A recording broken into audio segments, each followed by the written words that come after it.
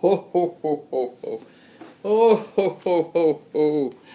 Oh, hello everybody. It's Christmas time again. It's that time of year for friendship and family and when everybody's loving and hopeful.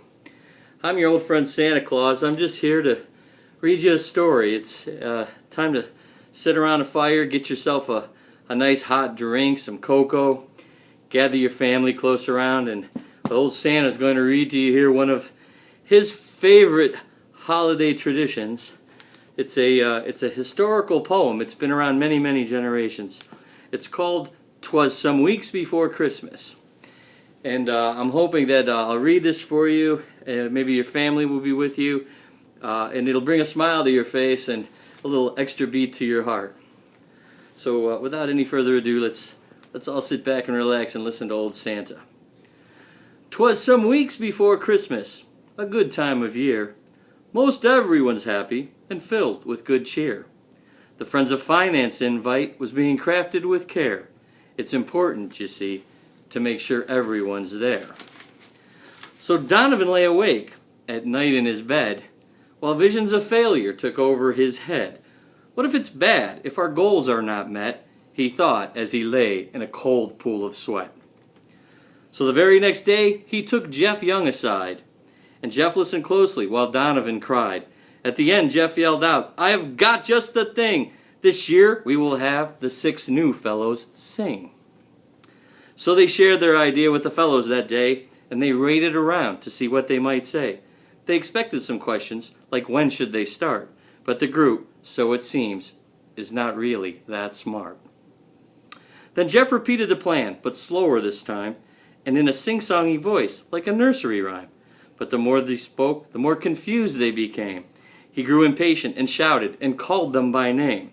"Now Martin, now Stoner, now St. John and Co., now Ghanem and Arnie, stop being so slow.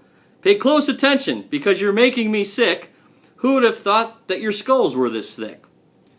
So the fellows took off, and they seemed pretty game. They had plans that would put the other fellows to shame. But when it came time to rehearse, don't you know, they had nothing prepared. They had nothing to show. They were not only dumb, but also quite lazy.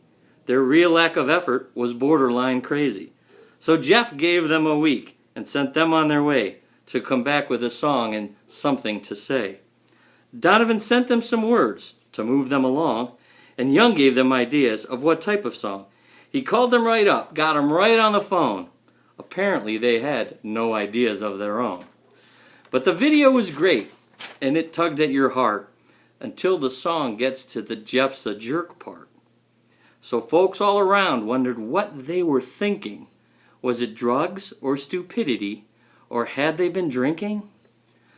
To take a shot at this guy who helps them so much, they're out of their heads. They really lost touch. Jeff's the guy, he's the one who really does try to make their experience great, folks said with a sigh.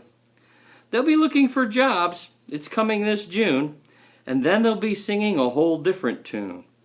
They'll cry, they'll pout, and they'll pull out their hair. Good luck finding someone else who will care. Not Helton, not Seaman, not Christensen or Chris. They're too busy to bother with nonsense like this.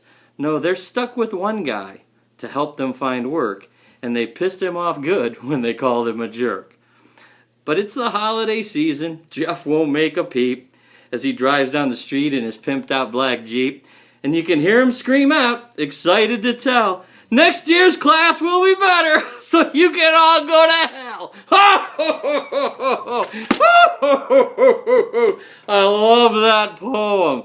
So let me tell you, folks, I want you to take that, make it a tradition in your own family. I want you to read that every Christmas Eve with your kids and with your grandkids and with the neighbors' kids. It's a great traditional story. Thank you very much and have a good holiday.